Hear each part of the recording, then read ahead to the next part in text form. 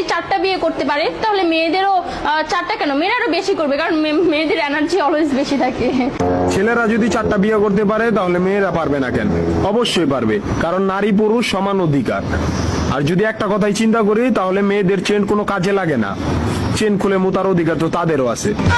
মালে আসেন, একটা চাবি দিয়া যদি 4টা তালা খোলা যায় ওটাকে বলা হয় মাস্টার কি, আর একটা তালা যদি 4টা চাবিতেই খুলে সেটাকে বলা হয় খাঙ্কি।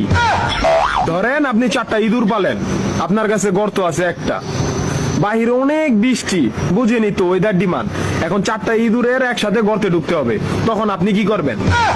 ধরলাম উপরে নিচে মিলাই আরো 2টা আছে, হ্যাঁ, তাহলে 4 নাম্বার ইঁদুরটা কই যাবো? কানের ফুটা দা না নাকের ফুটা দিয়া?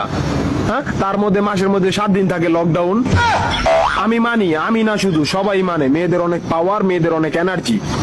তাহলে দেশের মধ্যে ঘন ঘন লোডশেডিং হয় কেন? আমার মাথায় কোনোভাবেই ঢোকে না।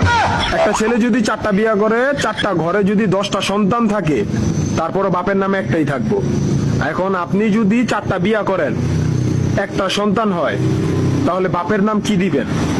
সলিমুদ্দিন, কলিমুদ্দিন, আনোয়ার, মনোয়ার, নাকি গড়ে মিলাইয়া জানোয়ার? আপনি কি নারী না ঢাকা শহরের লোকাল গাড়ি?